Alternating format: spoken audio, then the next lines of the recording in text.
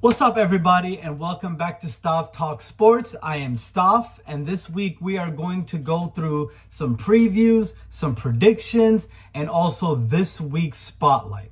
Now, before we go ahead into some of the predictions and previews for this upcoming game week, I wanted to go ahead and review some of our game week 2 predictions that we've done, because in this channel, I like to hold myself accountable. So let's go ahead and look through some of these results. In game number 1, I said that Crystal Palace versus Forest was going to be a 1-1 draw. And ding, ding, ding, we actually got the scoreline of that game correct, on top of us getting the results correct. So that is our first correct scoreline of the season. And I promised you guys 4 this season. It's just that the 4 will not be happening this week, because that's the only thing I got right last week. Manchester City, Tottenham, I said it would be 3-1 to Manchester City. It ended 2-0 to Spurs. Burnley versus Sunderland, I was caught up in the whirlwind of Sunderland being back in the Premier League and winning their first game. I had predicted 2-1 to Sunderland, and it went on to being 2-1 to Burnley. And finally, for the blockbuster game on Monday night, Newcastle versus Liverpool, I am a whore when it comes to narrative, so I thought Newcastle, with the charged atmosphere, would nick this one, and it looked like they might have done that towards the end, but Liverpool went ahead and got a last-minute winner with their youngster Rio. Game ended 3-2 to Liverpool. So, 1 exact predictions that we got correct. The rest of them we're still working on, but give me some time. Let me get my feet wet, and I promise you, before this season ends, I will give you 4 correct scoreline in a game week. Hold me to it. Now, let's go into previewing some of the games that we are predicting for this week. The first game that I'm going to touch on a little bit before we go ahead and offer our prediction is Chelsea versus Fulham. It's the first game on Saturday morning. Chelsea have gotten 4 points so far this season, 1 loss, 1 draw. They drew their first game week against Crystal Palace. They beat West Ham 5-1 away last week. And they're looking to start picking up some momentum. They do have some injuries. Cole Palmer is indeed out. And they have been very busy in the transfer market. Bought a lot of players to add into their squad depth. And they've also gotten Gittins, João Pedro, recently signed Garnacho, I think as of today. Might be them for the season, for the transfer window. But I could still see them doing a deadline day, especially if Saturday afternoon doesn't go well for them. Now, Fulham, same old, same old. It's the same exact squad, essentially, as it was last year, give and take 1 or 2 omissions. Now, this could mean that they're building a stable Premier League side, or as the season progresses, this could prove to be a team that starts to grow stale, where teams start figuring out what their game plans and what some of their tactics are. They had a good game against Manchester United last week. Started very slow, but they started picking it up and looked like the much better team, in my opinion, by the end of the game. And they also drew 1-1 in their game week 1 affair. So, has 2 points. Chelsea has 4 points. Chelsea has an injury to their maestro, Cole Palmer. Early kickoffs are always tricky for big clubs, but I still think Chelsea have enough firepower to go ahead and get this win. I predict Chelsea 2, Fulham 1. My next game to predict is Leeds United versus Newcastle. Now, Leeds are coming off a 5-0 thumping by my Arsenal.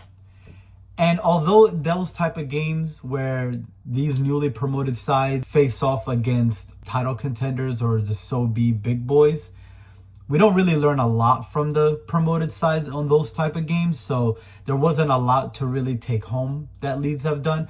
They are fairly organized. They kept it tight the first 30 minutes of that affair. But they did cause an upset game week 1 when they beat Everton, and who I believe is a solid Everton team. Newcastle, on the other hand, they're very depleted right now. That game last Monday was very emotionally charged. And during the match, they lost Joe Linton to injury. They lost Tonali to injury. Gordon got a red card, so now he's suspended for the next 3 games. And Bruno Guimaraes looked absolutely shattered by the end of the match. So I wouldn't be surprised if he's not in the lineup, although I haven't heard that he won't be. All in all, this is to say that it was a very rough outing for them last week. Their squad is very thin at the moment, especially in midfield. And they don't even have Joe Willock, who sustained a very serious injury during the preseason. So he won't be available for selection. Elland Road is always historically a tough place to go to. And for that reason, I do think that Leeds are going to pull off the upset for this game. I predict Leeds 1, Newcastle United 0. Elland Road gets to see 2 victories very early on into the season. The third game that we're going to look at is Brighton versus Manchester City. Now, Brighton's self-sustaining model has kept them competitive now for numerous years, and they look to be a very settled and stable Premier League club. They tend to buy very cheap, obscure names that they scout all over the world, make them into Prem competitive players, and then go off to sell to primarily other Premier League clubs. This has made them get major profits in some of the sales that they've done over the years. And recently they went off to sell Encinso and Buonanotte, both of them to Blue Co Group. I hate saying Blue Co Group. We're talking about selling players to a hedge fund name. That doesn't sit right with me. But we'll keep moving forward. Manchester City, on the other hand, they've done a lot of their transfer business early on in the window with the signing of Cherky, with the signing of Reindeers. Recently signed also James Trafford, who looks to be their new number 1. Although he had a very bad week last week against Spurs, I do think with goalkeepers, you do have to be a little bit more patient with them. I do expect City to bounce back. It's not often that they go on losing streaks, last year being an anomaly. They have a lot of new players. It will take some time. I do see them kicking into gear at some point in the season. For this match, I predict Brighton 1, Manchester City 4. My last game of the week that I will be predicting on is Liverpool versus Arsenal. It's the big one. It's the title clash very early on in the season. And both clubs have had a massive summer transfer window. Let's go ahead and touch on a little bit on my Arsenal. Went ahead and signed numerous players. Some of them were backups to the backups of last year. Others were brought in to improve the starting 11, such as Eberiche Eze, Victor Gyökeres, also Martin Zubimendi. Liverpool also have added to some of their firepower, smashing the British record fee in obtaining Florian Wirtz. They also went ahead and signed Frimpong from the very same team, and they added Kirke from Bournemouth to add competition on Robertson's side. There are rumors that Liverpool are going to sign Alexander Isak and Mark Guéhi to round out their transfer window.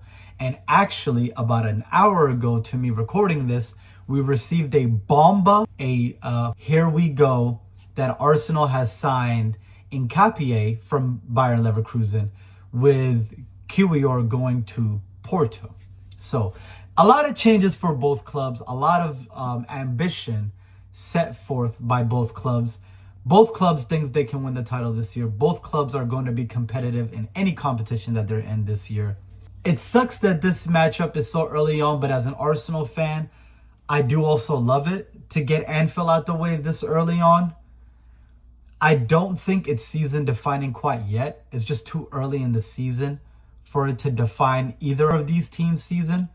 But I do think there will be a massive psychological edge that the winner will gain from this. And all in all, Liverpool versus Arsenal. I'm going to back my boys. I'm sorry. I'm backing Arsenal to win 2-1 at Anfield. The first win we've had there for, I think, about 12 years now. Come on, you Gooners. And now, this week's spotlight. Manchester United. Bring that ass here, boy. This week, we're focusing on you. We're focusing on your strategy, your business model, your football model, and why it has been failing over the last few years. Currently, at the time of recording, it is August 29th. It is still summer. The sun still sets late. and Manchester United are already out of the Carabao Cup. Let that sink in. It is August, and Manchester United are already out of one of the 4 possible competitions. Actually, one of the 3 possible competitions, because they're not in Europe, that they could be winning. If alarm bells are not ringing at Old Trafford right now, I don't know what will. So let's go ahead and dive really deep into this problem. Before we do that, I want to go ahead and give you some stats that I came across. Manchester United had a records low points total in the Premier League era last season for them. They have a historically low win rate under Ruben Ammorim, a high number of goals conceded, 1.6 per game in recent time, and low goal scoring output. They have the worst value for money squad in all of the Premier League, with their squad costing almost 1.2 billion pounds and the value of the squad set at 769 million pounds. That is an almost 330 million pound loss. Men lie, women lie, numbers don't. This strategy is not working. There is something seriously rotten at that football club. And it isn't just the football.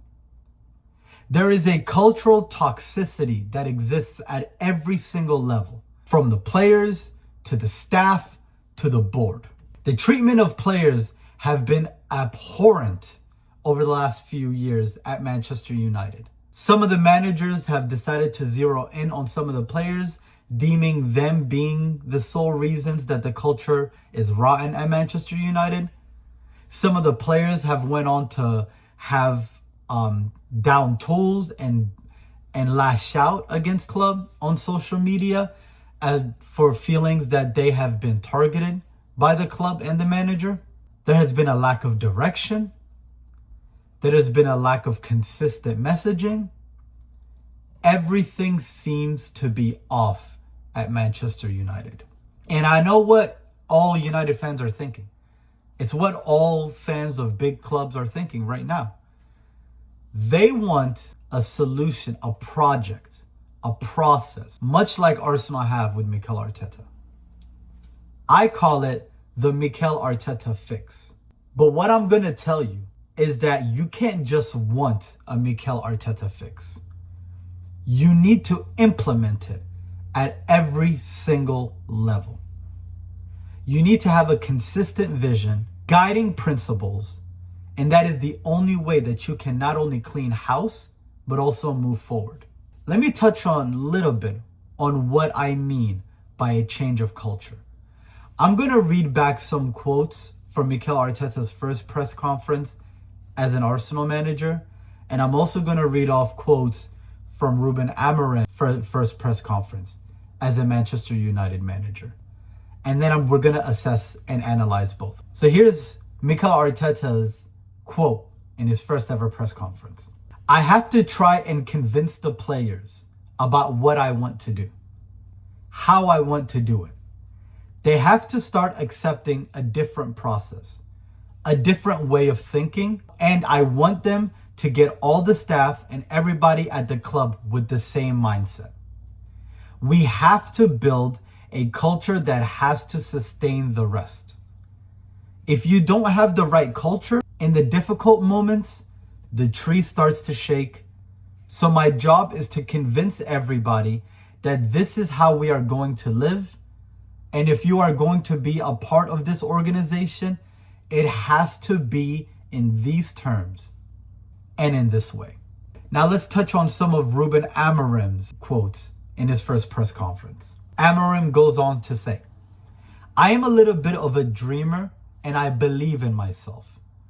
I also believe in the club as I think we have the same idea, the same mindset, so that can help.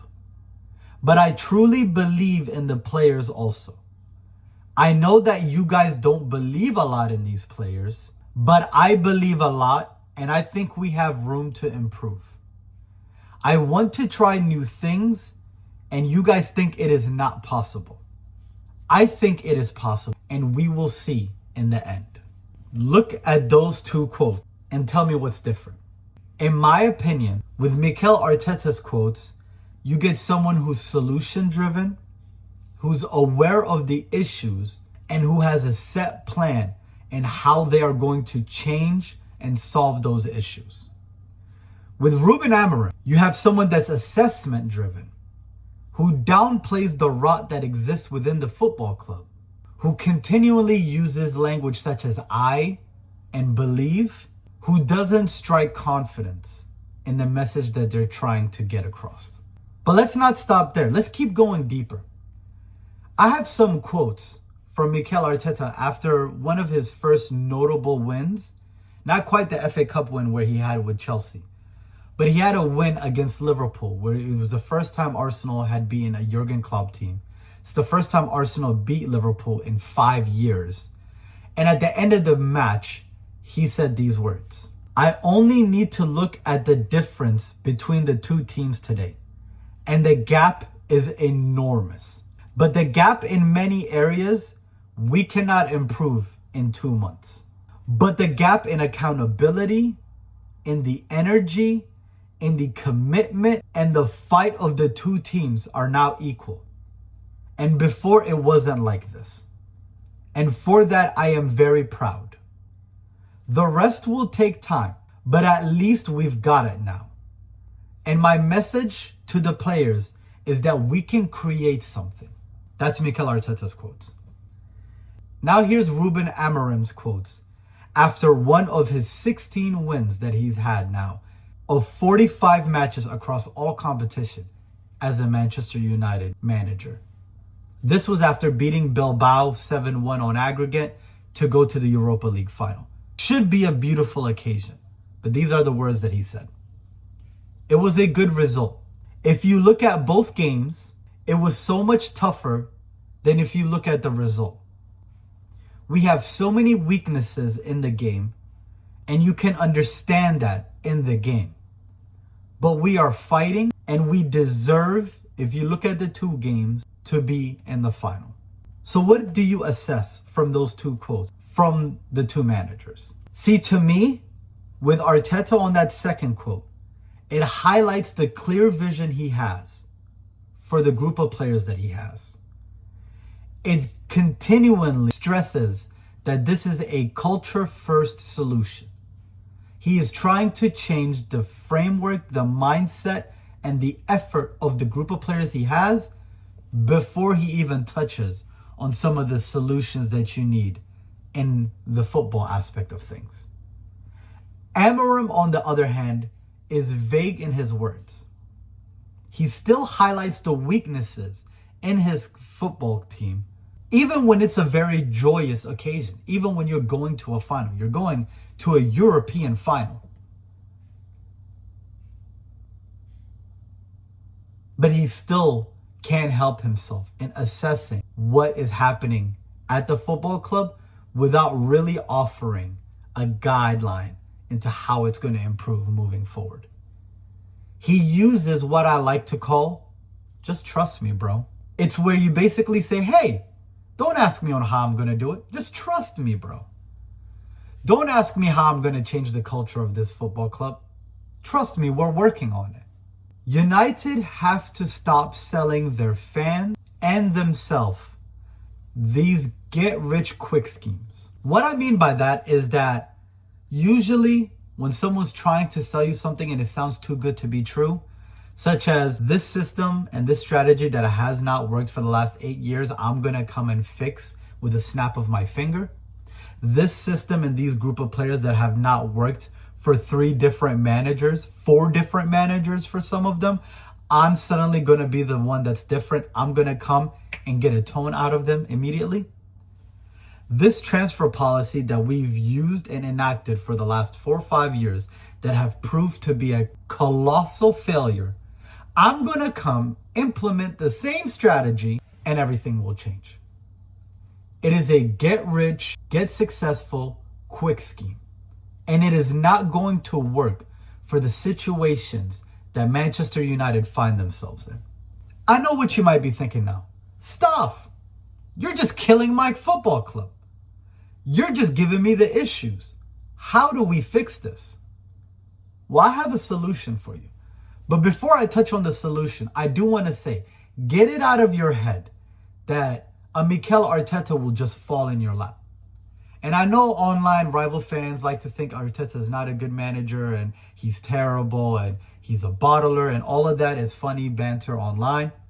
But when you assess the work that he's done, when you assess the progression that he's had and the squad that he's assembled with help from the board and the ownership working in tandem together, then you know that process is an anomaly.